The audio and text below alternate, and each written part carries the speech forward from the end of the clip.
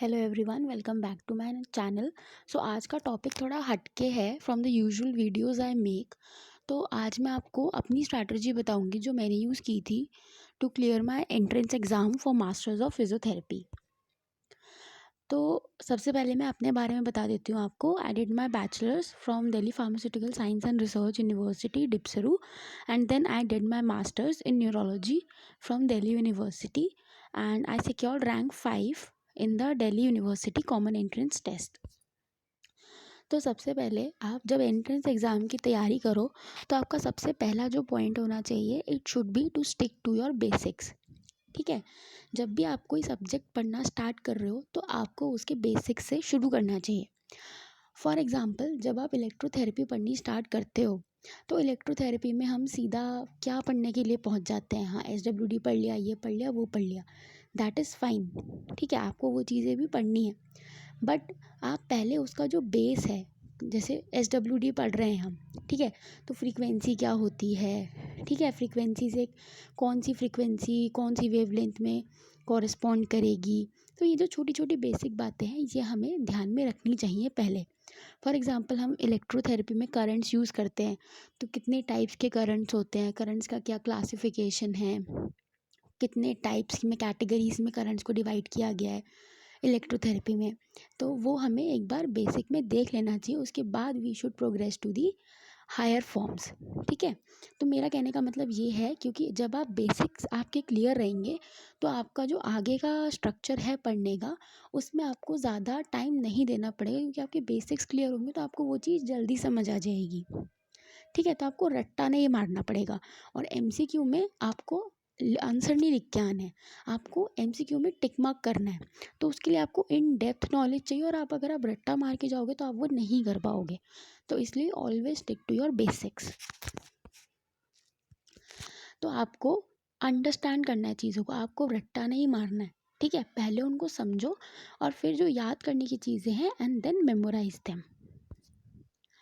अच्छा, सब्जेक्ट्स में जैसे हम बैचलर्स के जो 4 साल पढ़ते हैं उसके अंदर हम बहुत सारे सब्जेक्ट्स पढ़ते हैं, ठीक है ना।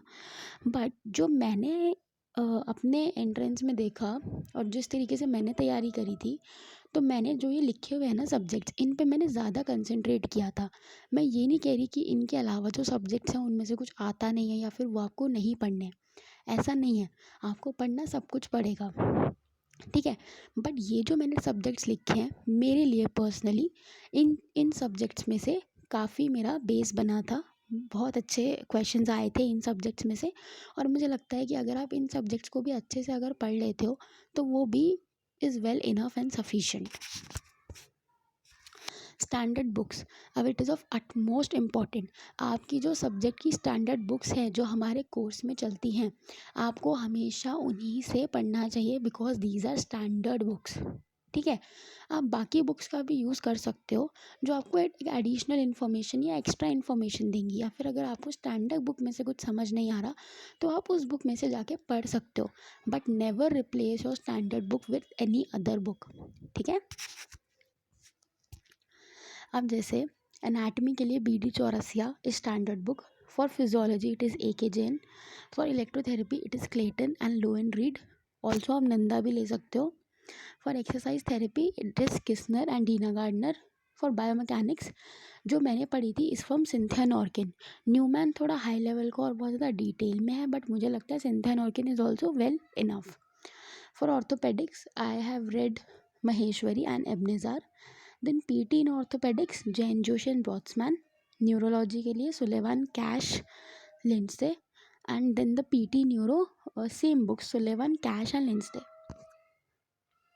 Practice MCQ, it is of utmost important. अगर आप कोई टॉपिक पढ़ रहे हो, फॉर एग्जांपल आज आपने पढ़ा इंफ्रारेड रेडिएशन थेरेपी, ठीक है, आपने इंफ्रारेड रेडिएशन थेरेपी पढ़ लिया पूरा, क्लेटन से नंदा चार्ट ली, सब कर लिया, ठीक है, बट अगर आपने उसके MCQ नहीं किए तो आपको पता ही नहीं चलेगा कि आपने वो चीज़ ढंग से पढ़ी है या नहीं पढ़ी। ऑल्सो उस टॉपिक में से किस तरीके के MCQ आ रहे हैं आपको नहीं पता, तो हो सकता है कि आपने पढ़ा तो सारा हो बट MCQ आपको एक भी ना समझ आ रहा हो। तो आपको पता चलेगा कि हाँ मुझे इस तरीके से पढ़ना है ताकि मैं ऐसे प्रॉब्लम सॉल्व कर सको इस टॉपिक से रिलेटेड।